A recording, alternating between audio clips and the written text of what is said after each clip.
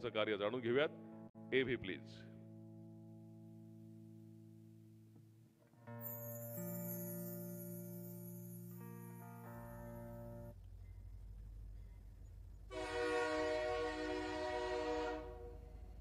समाजकारणाचा वारसा असलेल्या कल्याणमधील एका सुसंस्कृत कुटुंबात जन्मलेलं केमिस्ट बांधवांना जागतिक स्पर्धेला तोंड देण्यासाठी सक्षम बनवण्यासाठी सतत कार्यरत असणार शिक्षण, महिला सक्षमीकरण, कला, क्रीडा, धार्मिक, राजकारण अशा विविध क्षेत्रात आपल्या कार्यातून वेगळा ठसा उमटवणारं सतत कार्यमग्न असलेलं व्यक्तिमत्व म्हणजे केमिस्टांचा जगन्नाथ उर्फ अप्पासाहेब शिंदे.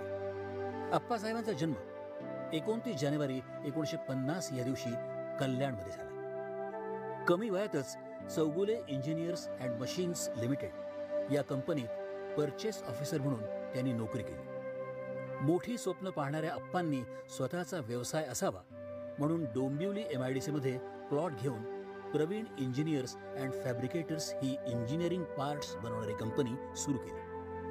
या व्यवसायात स्थिरावत असताना 2 नोव्हेंबर 1976 त्यांनी कल्याणमध्ये Lakshmi medical and general stores सुरू केलं. होलसेल दुकानदारांची मक्तेदारी, माल आणण्यासाठी लोकलने प्रिन्सेस स्ट्रीटला जाताना होणारा त्रास लक्षात आल्यावर केमिस्ट बांधवांच्या अडचणी कायमस्वरूपी दूर करण्याचा निर्धार त्यांनी केला.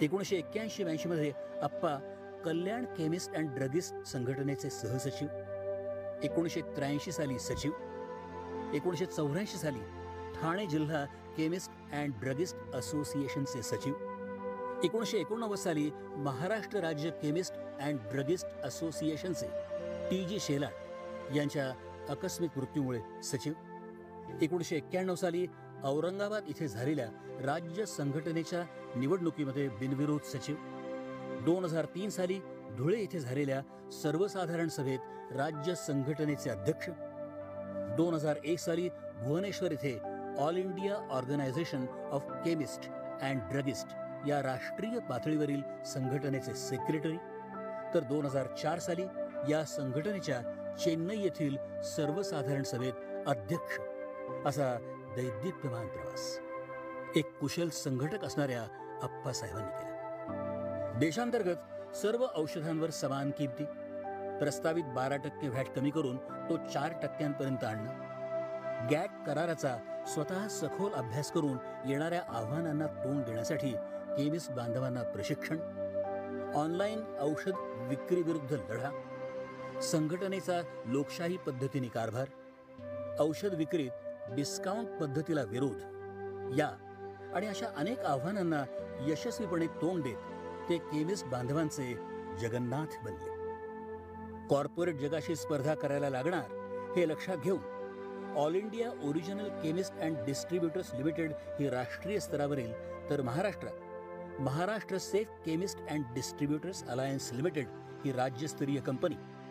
आता या कंपनीचं नाव AIOCD फार्मा लिमिटेड असून या कंपनीची स्थापना त्यांनी 5 लाख केमिस्टांना एकत्र करून केली आणि संघटन से शक्ती हे तत्व प्रत्यक्षात राबवलं. स्पर्धेला उत्तर स्पर्धेतून दिलं.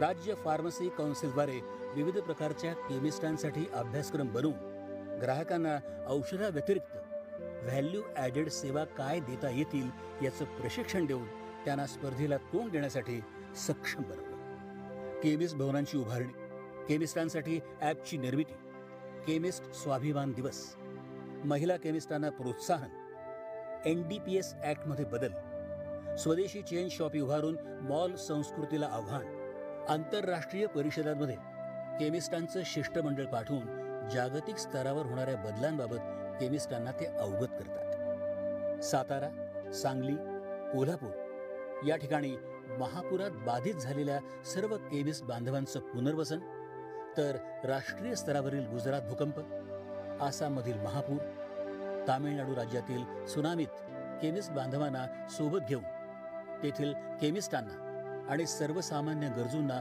मोठ्या प्रमाणात मदतीचा हात त्यांनी दिला.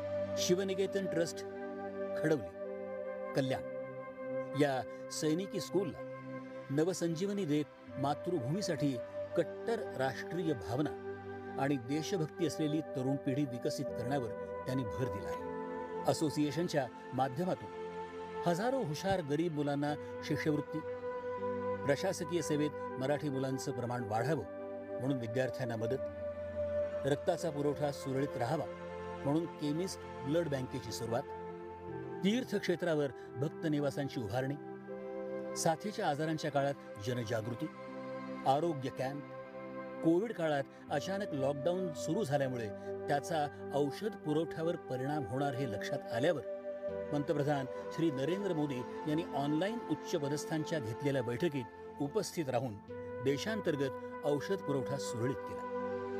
या काळात स्थलांतरासाठी अन्नछत्र, सॅनिटायझर, मास्क, PPE किट, मोफत औषधं, बेडची व्यवस्था, व्हेंटिलेटर मोफत देऊन हजारो रुग्णांची सेवा केली. मैदानी खेळांना प्रोत्साहन म्हणून ते अनेक राष्ट्रीय आणि आंतरराष्ट्रीय स्तरावरील खेळाडूंना आर्थिक मदत करतात. कलाकारांना संधी मिळावी यासाठी वझे कला प्रतिष्ठानतर्फे आप्पा नाटक, संगीत आणि नृत्य क्षेत्रातील विविध कार्यक्रमांचं आयोजन करून आपला सांस्कृतिक वारसा जपतात. विधान परिषदेवर आमदार म्हणून माननीय शरद पवार साहेबांच्या आशीर्वादाने 2014 ते 2021 या काळात काम करताना त्यात जराही राजकारण न आणता सर्वसामान्य लोकांच्या प्रश्नांना वाचा फोडत त्यांनी न्याय मिळवून देण्याचं काम केलं. मिळालेला 100% निधी लोकांच्या कामासाठी वापरला. स्त्री भ्रूणहत्या आणि बालविवाह विरोधात जनजागृती, बचत गटांचं सक्षमीकरण, आदिवासी महिलांसाठी गृहउद्योगांना प्रोत्साहन, मुलींना खेळात प्रोत्साहन देत महिला सक्षमीकरणातही त्यांनी भरीव काम केलं. विचारांना कृतीची जोड देत धार्मिक परंपरा